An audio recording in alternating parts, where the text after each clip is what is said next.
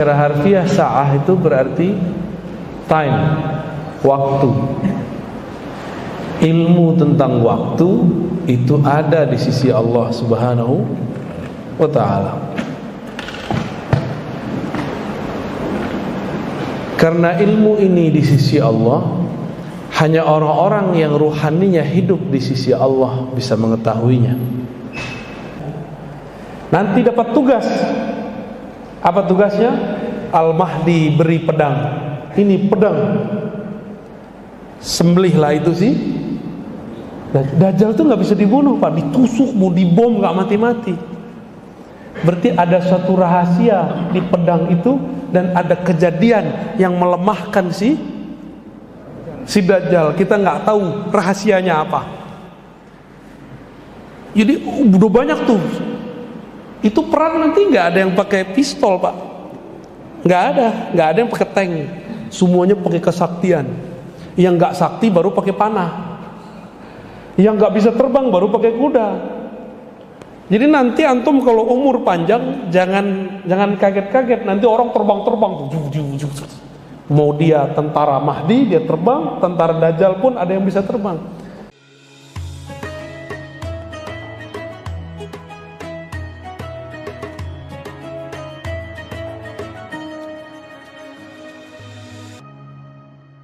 الذي هدانا لهذا وما كنا لنهتدي لولا أن هدانا الله أشهد أن لا إله إلا الله أشهد أن محمدا عبده ورسوله اللهم صل وسلم وبارك على سيدنا محمد وعلى آله وأصحابه ولبيته وذريته أجمعين.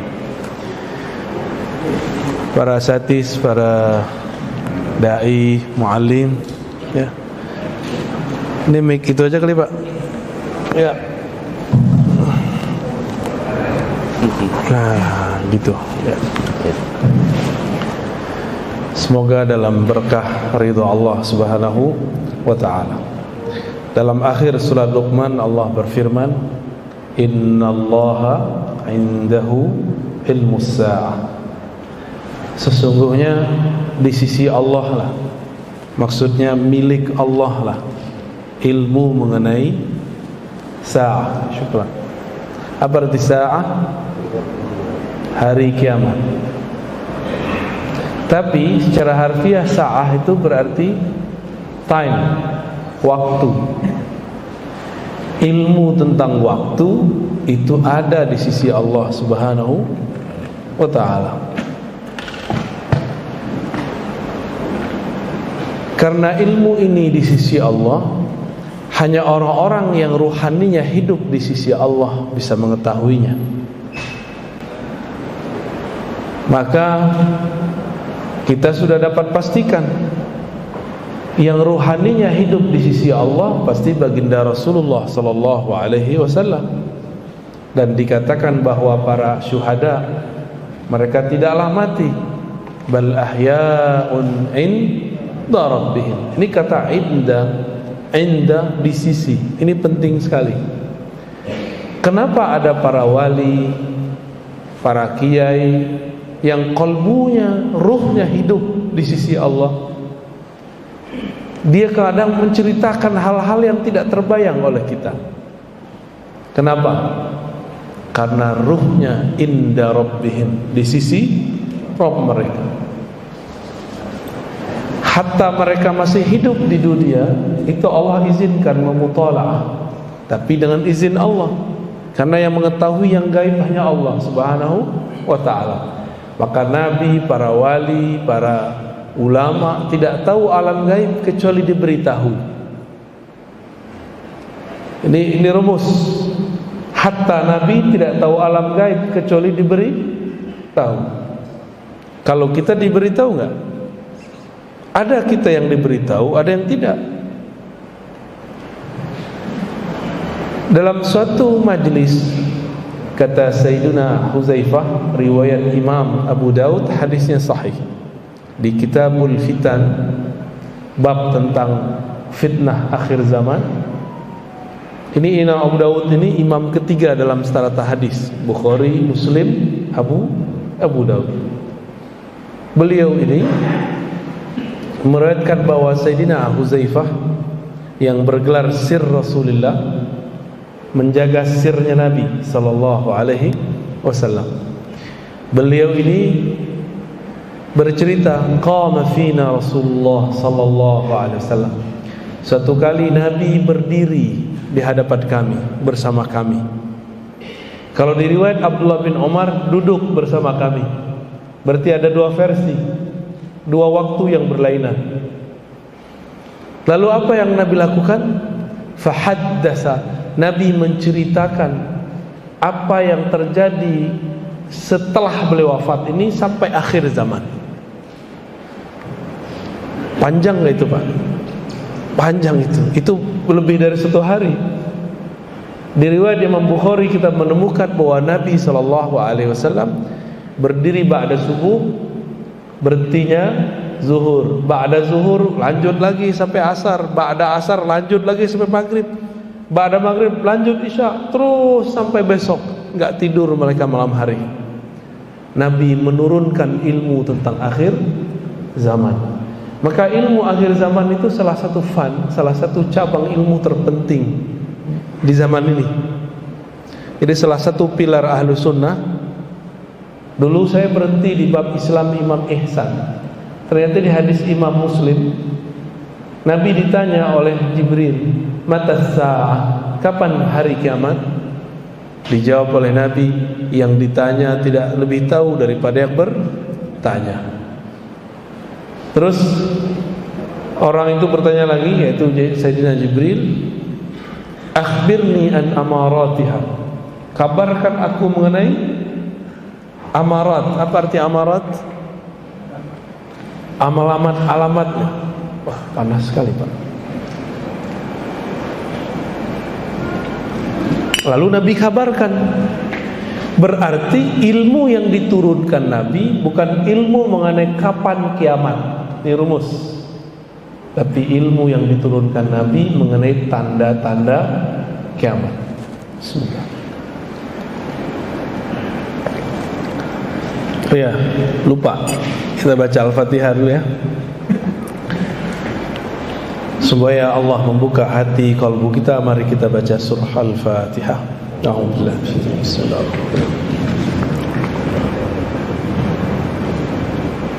Bismillahirrahmanirrahim.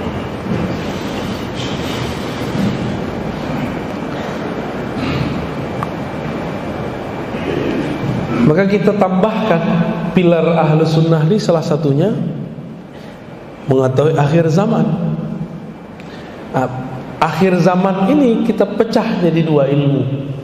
Pertama mengenai pergerakan menyambut akhir zaman. Yang kedua al-khilafah, kekhalifahan di akhir zaman. Dan saya sudah berulang-ulang mengatakan semua masuk ke dalam alam bawah sadar kita. Dalam hadis Nabi beliau bersabda, "Summa yakunu khilafah ala minhajin nubuwah." Lalu nanti akan muncul kekhalifahan yang sesuai dengan manhaj kenabian. Manhaj itu metodologi atau jalan.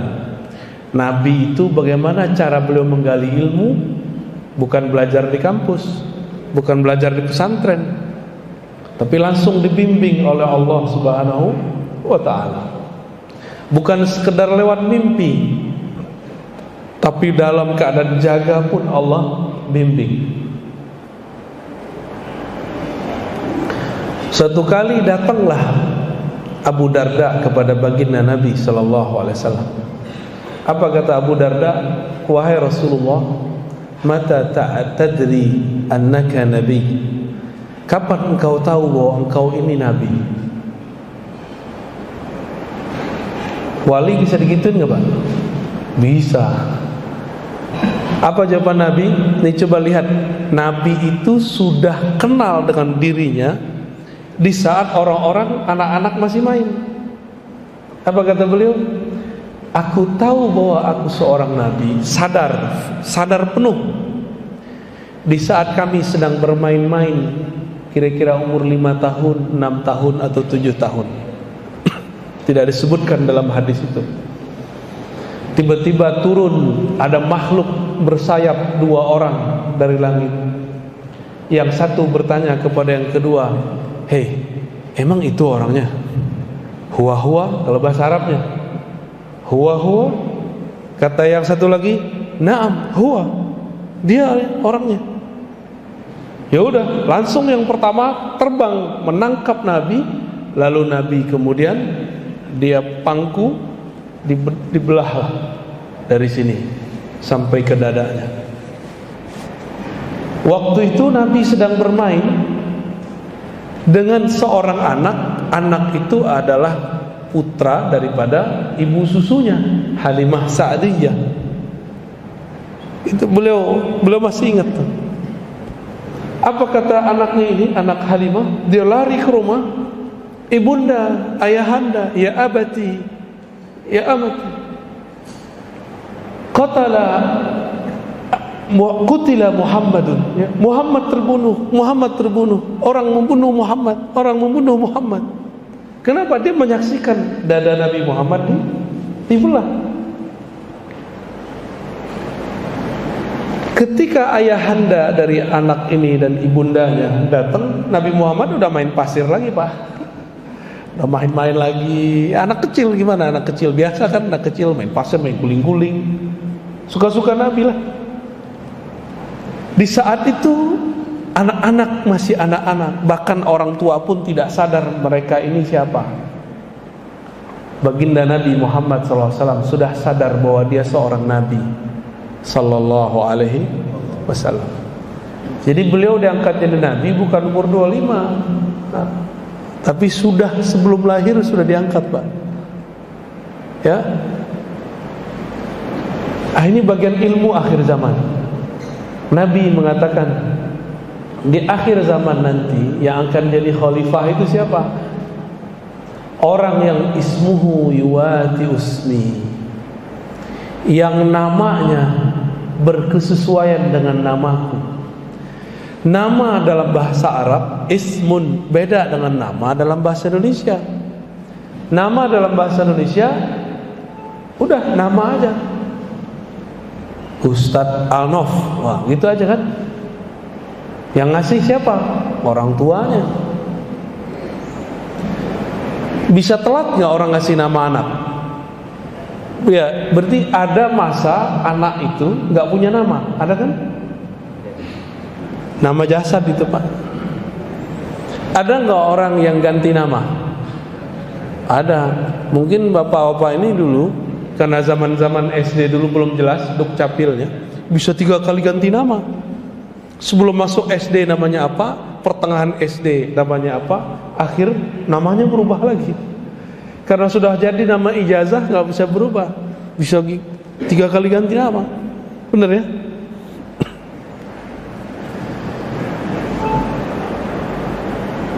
Yang dimaksud nama di situ dijelaskan oleh Imam Al-Bajuri. Imam Al-Bajuri ini bukan Bajai Bajuri, Pak. Bajuri ini ulama Mesir, Syekh Ibrahim Al-Bajuri Al-Misri ya. Kita punya sanad ke beliau terpendek, itu dari jalur murid-murid Sayyid Muhammad Alawi Al-Maliki dan Syekh Yasin Al-Fadani. Punya murid umurnya ratusan tahun, namanya Al-Aquri. Al-Aquri langsung belajar kepada Ibrahim Al-Bajuri. Apa kata Imam Al-Bajuri? Ism itu maknanya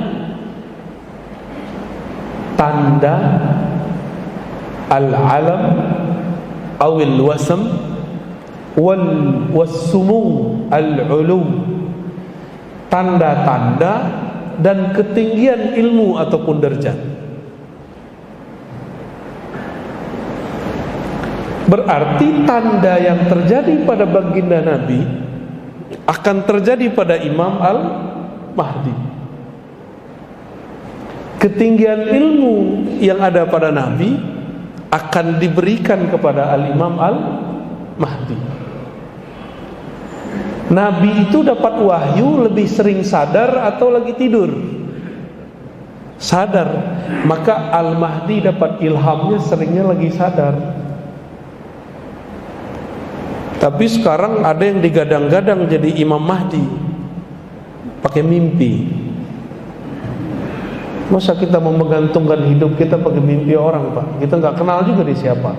Udah keturunan Rasulullah? Belum tentu.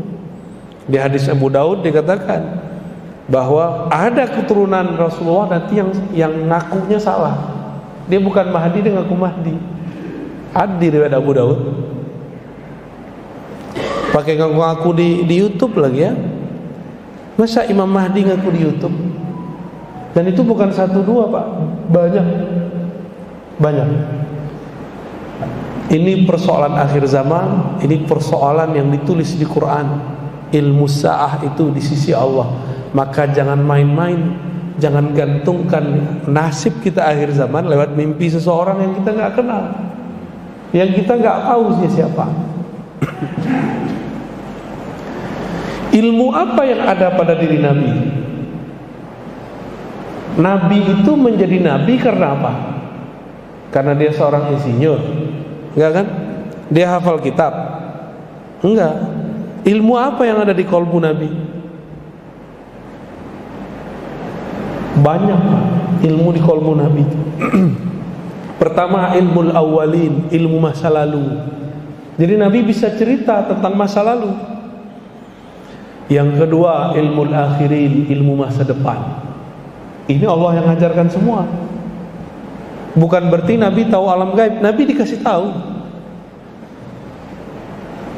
Ilmu apa lagi? Banyak. Ini baru beberapa. Kemarin ada yang nanya di Kampar ya, Toha Yasin itu nama Rasul bukan? Iya, Toha Yasin. Tapi Toha Yasin itu, Pak, itu ada di sir kolbunya Rasulullah Sallallahu Alaihi Wasallam. Berarti Quran itu sirnya Rasulullah Sallallahu Alaihi Wasallam. Maka kepada orang-orang yang mengkhidmahkan dirinya menghafalkan Quran, jangan berhenti pada hafalan, lanjutkan pada pemahaman. Ya. Nah, ini tentang Imam Al-Mahdi. Dan ada yang penting di situ. Kata Al-Mahdi artinya diberi petunjuk. Benar. Yang di-guidance oleh Allah Subhanahu wa ta'ala. Nabi tadi umur berapa? Dibedah 5, 6 atau 7 ya, wallahu alam mana yang tepat. Sama, pasti dulu Al-Mahdi itu waktu dia masih kecil, dia dibedah juga dalam keadaan jaga, bukan lagi tidur. Kalau Mahdi palsu lewat tidur, itu Mahdi mimpi namanya. Nabi SAW Allah balut nggak dengan sisi-sisi manusiawi. Nabi itu dagang, benar? Dagang ya? Sebelum dagang gembala kurma, gembala apa? Kurma kon gembala. Nanam kurma nanti pas di Madinah. Gembala kambing, domba. Itu kita sebut memerankan sisi manusiawi. Jadi kalau Yahudi lewat, masa Nabi akhir zaman gembala kambing, gak mungkin gitu, dia tinggalin tuh. Satu kali setelah beliau agak remaja, dibawalah oleh Abu Thalib. Kemana dibawa? Ke negeri Syam berdagang. Tapi di perjalanan ke Syam ada seorang pendeta rahib yang masih meyakini Allah itu Esa, Nabi Isa itu Nabiullah, Ruhullah, bukan anak Allah. Namanya Bukhairah. Bukhairah ini hafal kitab suci Taurat dan Injil, dan dia yang khusus dihafalkan ciri-ciri Nabi akhir zaman. Ciri-ciri Nabi akhir zaman. Salah satu yang dia hafal, bahwa seorang Nabi akhir zaman kemanapun dia ada awan di atasnya sehingga dia tidak berbayang. Jadi Nabi itu gak ada bayang-bayangnya kalau di bawah sinar matahari. Kenapa? Ada awan di atas. Ini bukan awan kinton ya. Malam tadi kita bahas awan kinton, karena banyak anak muda pada paham Son Goku. Ya, kartunnya anak-anak, Pak. Apa udah nggak nonton ya? Udah nggak tahu. Kartun itu kartun. Jadi dipersonifikasikan kalau di kartun itu ada sosok bisa menaklukkan awan. Cuma dia hanya menaklukkan satu awan. Kalau Nabi Muhammad SAW bisa semua awan dia taklukkan dengan izin Allah Subhanahu wa ta'ala. Buhairah melihat bertahun-tahun, adakah di antara kafilah yang lalu lewat, lalu lalang, yang ada awan di atasnya mengikuti. Sepanjang umurnya melihat tidak ada satupun kecuali kafilah Abu Thalib kali ini. Maka dia panggillah utusannya, muridnya, santrinya, panggil itu orang, siapa pemimpinnya, kita jamu makan. Dan jangan lewatkan satu orang pun. Akhirnya semua jadi jamu.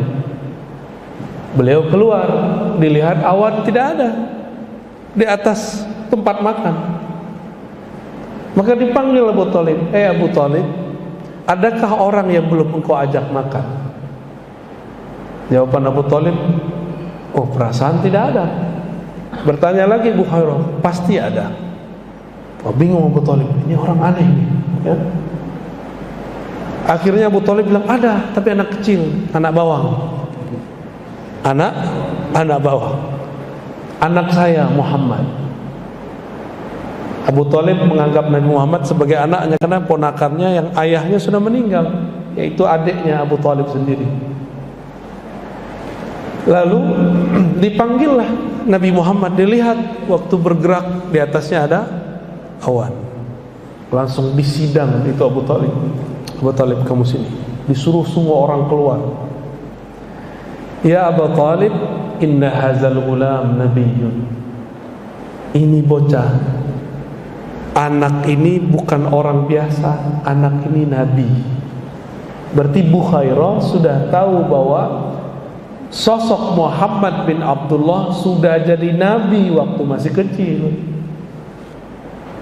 Benar ya? Kejadian kan kisah itu sama.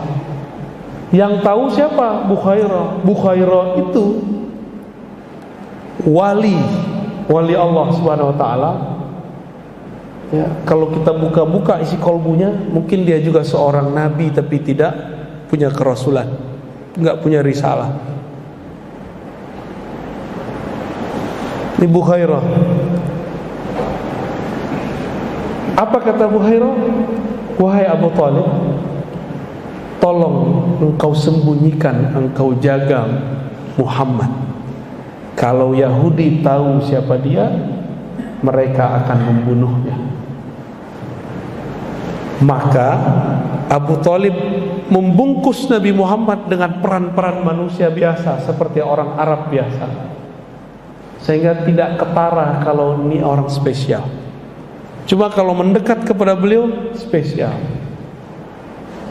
Jadi waktu beliau digelar Al-Amin, beliau sudah nabi belum? Sudah, karena belum lahir sudah diangkat jadi nabi.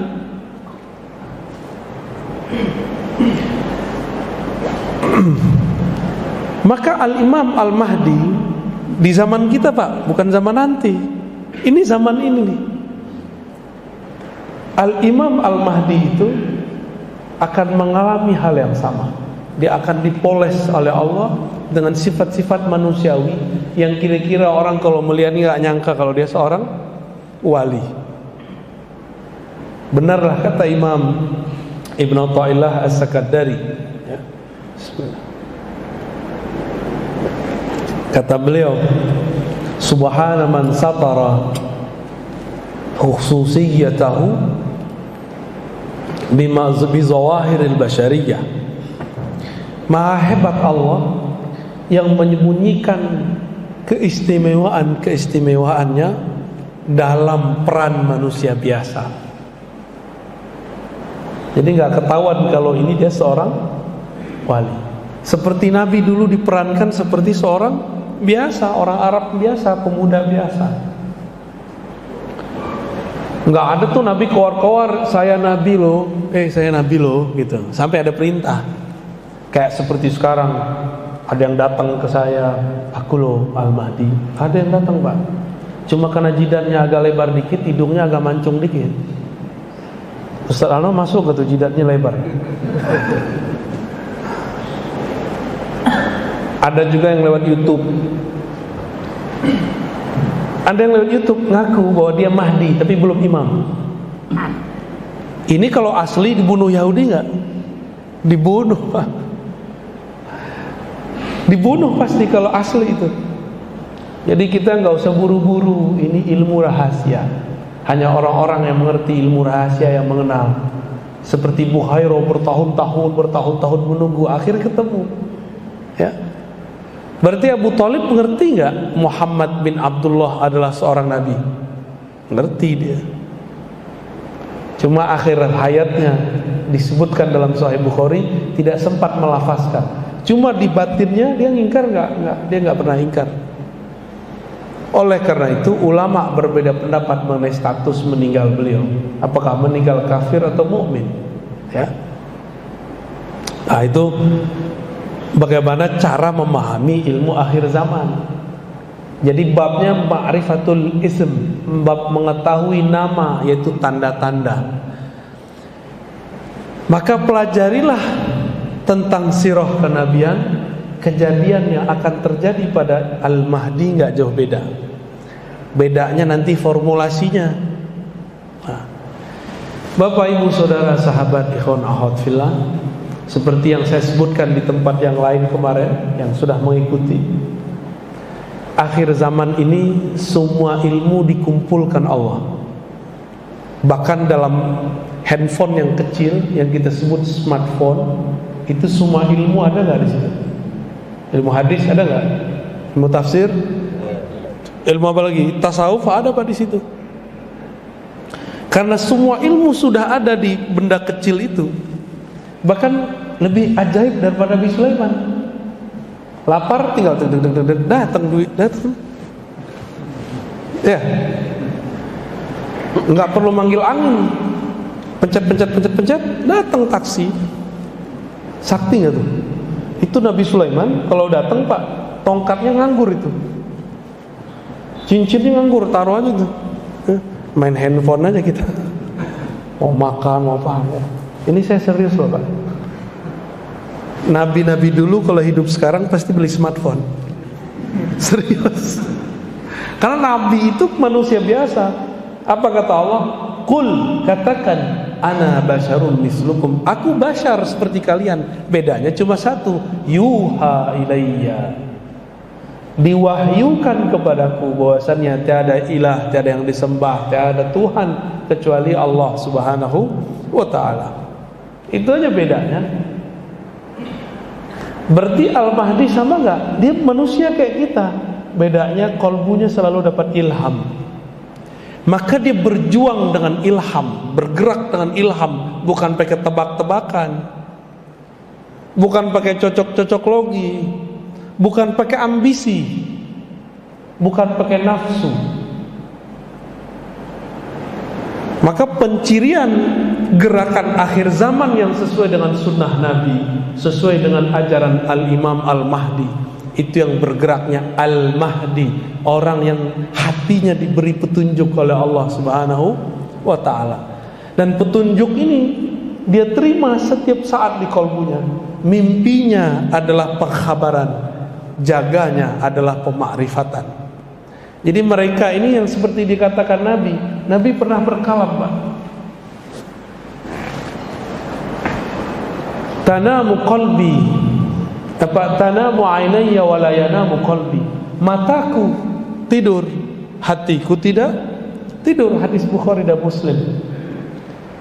Matanya tidur, kolbunya tidak tidur. Maksudnya gimana? Kalau Nabi tertidur, maka beliau masuk ke alam kolbu, masuk ke alam yang lain, diperjalankan oleh Allah Subhanahu wa ta'ala. Jadi Nabi itu kadang lagi sadar, lagi sholat, kadang lagi tidur. Itu diperjalankan ke masa depan, diperjalankan ke masa lalu. Maka Nabi tahu semua kejadian awal ataupun akhir dengan izin Allah Subhanahu wa ta'ala. Al-Mahdi serupa. Maka Al-Mahdi itu sekarang Pak, kalau beliau sudah ada, kalau lah Pak ya, pasti sudah dikabarkan Allah lewat mimpinya, lewat tidurnya, lewat jaganya. ilham-ilham yang dia terima, apa yang akan terjadi 3 tahun ke depan, 7 tahun ke depan, 10 tahun ke depan, 13 tahun ke depan, udah dikabari. Corona ini pasti dia sudah dikabari. Cuma jangan ketipu. Di sini ada Mahdi teri, ya. Dia juga ngaku-ngaku dikasih tahu. Padahal baru diketahuinya baru sebulan sebelum, setahun sebelum. Kalau Al-Mahdi dari kecilnya udah dikasih tahu. Waktu dibedah dadanya oleh malaikat, itu dia sudah kasih tahu langsung semua kejadian itu. Makanya Nabi Muhammad waktu diusir dari Taif, beliau balas gak? Karena beliau sudah diperlihatkan itu dulu di masa kecilnya. Waktu beliau SAW pergi ke Mekah, ditahan di Hudaybiyah, cuma 10 atau 15 kilo lagi masuk Mekah, ditahan. Beliau berontak gak? Enggak, karena beliau sudah diperlihatkan oleh Allah Subhanahu wa ta'ala. Maka gerakan Al-Mahdi itu bukan gelosok-gelusuk, bukan gerakan emosional. Gerakannya penuh ketenangan, santai, tapi ada kemantapan dalam keyakinan, kuat dalam mental. Bangun mental kuat aja udah susah orang hari ini, ya. Tanya aja para ustadz. Ustadz itu takutnya bukan sama istri, Pak, sama jamaah. Cuma kalau ketemu canda-candanya takut sama istri, mau jadi wali, takut sama istri, itu candanya ustadz tuh. Tapi takutnya para dai itu sama jamaahnya. Takut apa? Takut ditinggal jamaah. Itu mental ustadz tuh harus dibanting gitu. Yang harus takut jamaah sama ustadz atau ustadz sama jamaah? Jamaah yang takut ditinggal ustadznya, jangan ustadz takut ditinggal jamaahnya. Salat suruhnya ntar aja Pak ya. Ngaji lebih afdol atau salat suruh? Serius? Wah, antum lolos. Ngaji satu bab sama dengan salat 100 rakaat atau 1000 rakaat. Cuma orang nggak ngerti, dia kejar tuh yang 2 rakaat. Ya. Antum nggak sholat suruh pun habis ini nggak apa-apa Pak, udah sama kayak 100 rakaat, udah sama kayak 1000 rakaat. Maka jangan heran nih para ustadz kadang-kadang kalau udah selesai suruh dia langsung pergi, karena keberkahan 1100 rakaat udah di tangannya. Kok bisa? Sholat 2 rakaat pasti ikhlas nggak? Bisa riya? Bisa riya. Tapi antum kalau ngaji pasti sahih qalbunya. Dari tadi sadar nggak kakinya kesemutan? Nggak kesemutan, hebat nggak tuh? Coba wiridan zikir, kita kasih wirid 500 aja. Baru 1 putar tasbih lama amat ini. Emang nggak ada zikir lebih gampang, ya gak? Tapi kalau ngaji Pak nggak ada, tahu-tahu udah syuruh ya. Karena kajiannya pendek sekali, kita pindah topik langsung ke Dajjal, ya. Jadi Imam Mahdi clue-nya tadi, dia bergerak dengan hidayah dari Allah, bukan tebak-tebakan, bukan emosi, bukan pakai ro'yu, bukan pakai kendaraan partai politik Pak. Maka nggak ada gerakan kemahdian itu anti politik, anti negara, berontak tuh nggak ada. Gerakan Al-Mahdi itu tidak ada menghancurkan satu negara, nggak ada. Nanti negara udah hancur semua baru dia muncul, itu di hadisnya. Idza muliat al-ardu jauran, kalau bumi sudah dipenuhi oleh jauran wa zulman, kezoliman sehingga negara hanya tinggal namanya, batas-batasnya sudah tiada. Di saat itulah Allah izinkan Al-Mahdi muncul. Berarti lewat berontak gak? Maka sekarang jika ada pergerakan memberontak kepada negaranya, itu bukan panji-panji Imam Mahdi. Walaupun di situ ada tentara 313, itu cuma nama 313. Ya, paham maksudnya? Udah mulai paham? Ya, dia sebut tentaranya 313, tapi dia berontak kepada negara yang sah. Walaupun kita pro sama kelompok ini, tapi itu bukan gerakan Al-Mahdiyin. Kenapa? Gerakan Al-Mahdiyin tidak pernah berontak. Nabi pernah berontak gak di waktu di Mekah? Nabi waktu di Madinah pernah menghancurkan Mekah gak? dihadang, dilarang masuk Makkah, itu pun Nabi ngalah. Maka gelarkan Al-Mahdi itu banyak ngalahnya. Sampai datang saatnya terjadilah Futuh Makkah. Dibuka Makkah tanpa perang. Disitulah nanti terjadi Bai'at Kubra, bai'at besar-besaran. Gak tahu tahun kapan Pak, tapi Imam Mahdian sudah dikasih tanggal, sudah dikasih tahun sama dia. Ada yang ngasih 28, ada yang ngasih 27. Ya salah. Enggak, itu enggak sah, itu batil semua tuh. Ini Allah sudah rahasiakan, masa kita klik-klik itu ya. Serahkan rahasia itu kepada Allah.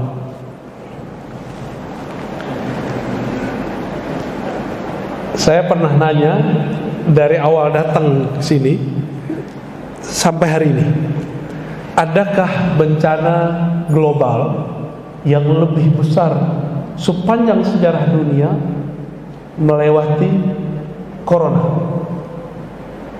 Efeknya Pak, efeknya goyang negara, goyang ekonomi, benar ya? Banyak goyang Mas kan? Goyang masjid, gak hanya masjid, gereja aja tutup. Jadi bukan hanya kita yang gerakan mereka itu gerakan anti agama Pak, semua agama dia musuhi. Jadi gerakan-gerakan yang kita sebut Juyushud Dajjal, tentara-tentara Dajjal itu. Dajjal itu artinya apa? Apa arti Dajjal? Raja dusta. Raja dusta artinya. Akhirnya kita nggak bisa ngapa-ngapain lagi, terpaksa ngikutin sistem mereka. Udah ikutin aja Pak, ikutin aja tanggal mainnya. Nabi Muhammad kan sering ngalah, makanya saya ngalah. Suruh vaksin, udah vaksin. Ya, habis itu bekam kita Pak. Ya. Nabi Muhammad itu didatangi Jibril, bilang itu, ya Muhammad, sampaikan kepada umatmu ada pengobatan langit namanya bekam. Walaupun yang bekam orang bumi, tapi itu pengobatan langit. Maksudnya apa kalau langit? Biasanya penyakit itu diobat, ini sekarang penyakitnya dibuang. Canggih gitu. Kalau nggak biasa donor darah, bekam aja Pak, berkah buat namanya. Cobain rasakan. Imam Ahmad tuh setiap kepalanya berat, apalagi orang Pekanbaru ini suka makan gazebo, nggak jelas. Apalagi, waduh, santan tuh paling bahaya. Wajah-wajah suka makan santan. Apa tuh dendeng balado? Dendeng nggak ada masalah, tapi minyak baladonya masalah. Itu harus dibuang Pak, nggak bisa pakai obat, dibuang. Makanya darahnya Nah, Nabi Muhammad SAW dikabarkan di langit, ini pengobatan akhir zaman. Jadi kalau versi saya, bekam itu wajib, bukan secara syar'i, secara kesehatan, sihhi, ilmu kesehatan lah di akhir zaman. Kalau bekam Pak, harus sekali seumur hidup. Nah, 40 hari sekali kira-kira ya. Tapi kalau udah numpuk 40 tahun, 60 tahun, itu bisa sekali seminggu itu Pak, sampai bersih itu. Baik. Jadi Al-Imam Al-Mahdi pergerakannya sabar, dia banyak sabarnya Pak. Sabar.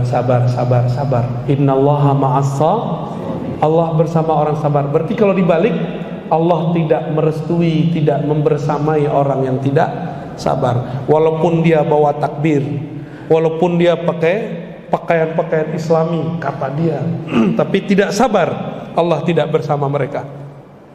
Ya. Lalu bagaimana dengan Dajjal ini? Dajjal itu nama kecilnya sama dengan Nabi Musa. Nisbatnya Samiri. Dia anak daripada hasil ritual setan ayah dan ibunya, dan itu tertulis dalam kitab, riwayatnya sahih. Ayahnya Samiri ini, mohon maaf, dan ibunya udah sekian datang ke dokter, ke dukun, gak punya anak. datanglah ke dukun yang paling sakti, yang bisa mengakses Azazil iblis. Ternyata itu dukun iblis yang nyamar. Sampai sekarang iblis bisa nyamar, Pak. Bisa nyamar. Bisa nyamar jadi orang, bisa meminjam lidah orang. Apa kata si dukun? Kalau engkau pengen punya anak, maka lakukanlah, mohon maaf, hubungan suami istri di kuil berhala. Jadi ada dulu kuil, di situ berhala semua, tapi sudah nggak ada orang yang berkunjung. Maka datanglah dia suami istri ke sana, karena malu setiap hari ditanya, kapan kau punya anak? Mandul. Perempuan digituin stres gak? Ditanyain kapan kau punya anak aja udah stres. Apalagi dibilangin mandul. Ayolah bang, carilah dukun bang. Dapatlah dukun setan. Akhirnya mereka melakukan ritual, tapi dikasih amalan-amalan iblisiah. Dilakukanlah hubungan suami istri di situ. Karena pakai ritual iblis, ternyata iblis meminjam tubuhnya untuk menghamili istrinya. Maka hamillah istrinya secara nutfah sperma suaminya, tapi secara spirit Azazil. Itulah anak iblis paling sakti di dunia, bernama Musa bin Sam'un atau Dajjal bin Azazil. Jadi kalau ada orang bertanya, adakah iblis punya anak separuh manusia? Ada. Itu namanya Dajjal. Itulah biodata Dajjal, Pak. Ya. Kita kan menceritakan apa yang kita dapat aja ya. Yang kita nggak dapat kita nggak bisa cerita. Waktu lahir itu anak belean atau belean. Bahasa orang awak tuh ya, bukan di sini nih tuh. Oh, Cimato. Bubu apa soleh? Baciri matonya, Pak.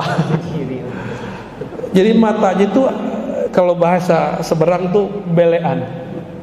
Mata itu ya bertahun-tahun, tahun pertama, kedua tuh nggak bisa buka. Skenarionya mirip seperti dulu Banul Jan terjadi kiamat pertama bangsa jin di bumi. Allah kirimlah Jibril untuk menyelamatkan Azazil. Kejadiannya mirip, cuma bedanya ini bukan kiamat. Di negeri Samara, tempat Samiri lahir, terjadi banjir besar. Allah kirimlah Jibril bersayap 360 kanan, 360 kiri. Cepatnya bukan main, selamatkan anak Azazil. Ini skenario Allah semua, ini Allah semua yang ngatur, Pak. Jadi kita senyum-senyum aja, ini Allah yang atur semua. Ya, Allah lagi buat drama akhir zaman. Nah, lolos nggak nih? Ikut kalut atau waras? Diambillah tuh anak, nggak ketahuan ayahnya kemana. Maka Samiri sampai hari ini dia nggak tahu ayahnya di mana dan dia masih meyakini ayahnya hidup. Dibawalah ke suatu pulau. Seperti dulu ayahnya Samiri, ayah batinnya yaitu iblis, dididik oleh Jibril, diajarkan zikir. Bedanya kalau dulu Azazil diizinkan zikir di langit 1, 2, 3, 4, 5. Tapi pintu langit kan sudah ditutup, kecuali untuk Nabi Muhammad SAW. Maka Azazil, anak Azazil bernama Samiri ini dilatih Ismul A'zam, Al-Ismul A'zam. Jadi Samiri ini bisa sakti karena Allah kasih nama lewat Sayyidina Jibril alaihis. Sakti dia, Pak. Binatang abadi bisa tunduk sama dia. Sihirnya mirip-mirip dengan aslinya. Maka dialah rajanya Sahara, ya, orang-orang ahli sihir itu dia rajanya. Ini kok kayak asik didongengin, Pak. Ini bukan dongeng, Pak, ini asli. Ini cerita asli yang saya ceritakan. Setelah bertahun-tahun, kira-kira umur 7, 8, 9, 10, kita tidak bisa memastikan di riwayat itu, barulah si Samiri matanya kebuka bagian kiri. yang kanan sampai sekarang until now masih bacigi. Masih ada disabuin ya. Masih belean Pak sampai sekarang bagian kanan. Jadi bukan seperti yang dibayangkan orang satu mata. Itu imajinasi seniman. Apalagi matanya di tengah. Itu kalau di Songgoku namanya Pak. Yang tahu nih Bang Mukla nih. Tenshinhan ya, nggak tahu lah namanya apa tuh. Itu imajinasi Pak. Jadi matanya tetap dua. Itu nanti jadi alamat bagi orang yang paham, karena Samiri ini bisa nyamar jadi muka Habib dia, bisa nyamar jadi muka kiai, nggak kelihatan. Tapi saya melihat dalam beberapa pergerakan itu dia muncul bayang-bayangnya Pak, matanya mirip. Karena saya pernah bermimpi diizinkan Allah ketemu Dajjal. Entah imajinasi, entah asli. Tapi itu yang saya lihat. Di suatu pulau, persis seperti yang dikatakan hadis. Mungkin karena kita baca hadis, cinta kepada Nabi, tasdik kepada Rasul, Allah perjalanankan secara rohani ke tempat itu. Jadi diizinkan Allah pas saya ngelihat, tapi dalam mimpi. Itu masalahnya begitu, Bapak nggak usah percaya amat memimpi saya. Cuma bagi saya cukup ini kabar dari Allah Subhanahu wa taala, karena ada hadis la tabqa minal mubasyarat, kabar gembira. Cuma kabar gembira nggak boleh dijadikan sandaran.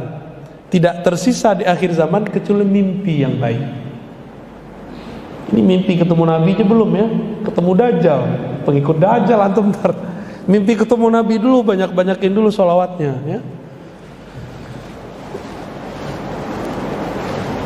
Setelah 9 atau 10 tahun matanya baru kebuka, baru dia bisa jalan. Tadinya dia juga susah jalan Pak, karena dia anak Azazil. Azazil itu Allah izinkan gak tubuhnya kekal di bumi sampai kiamat. Jadi separuh dirinya itu kekal Pak. Kita Samiri ini matinya ntar ya di akhir zaman ini, harus ada yang bunuh dia kalau dia nggak mati-mati. Dan yang Allah takdirkan untuk membunuhnya itu adalah Nabiullah Isa. Azazil punya anak tadi Samiri. Samiri itu lahirnya diperkirakan di zaman Nabi Musa atau sebelumnya. Di zaman Nabi Isa berarti dia sudah ada atau belum? Nah, ini kita kasih tahu Pak. Yang membuat konspirasi penyaliban Nabi Isa itu dia orangnya. Dia nyamar jadi seorang santri. Namanya siapa? Yudas Iskariot. Itu dia tuh orangnya. Dia bisa nyamar-nyamar. Bisa nyamar, maka nanti dia bisa nyamar jadi Imam Mahdi Pak. Ini yang saya khawatirkan. Kenapa dia mau bunuh Nabi Isa? Karena dia diberitahu oleh Jibril, nanti nasibmu berakhir di tangan Isa. Maka dia ingin merubah takdir. Gimana cara merubah takdir? Jadi usaha merubah takdir itu sudah pernah dilakukan oleh iblis dulu, gak berhasil. Anaknya coba. Ketika Nabi Isa hendak disalib, Allah selamatkan gak? Nah, dibuat skenario lain. Kan Allah yang buat dramanya, Allah lah sutradaranya, Allah yang nyusun skenarionya. Suka-suka Allah dong.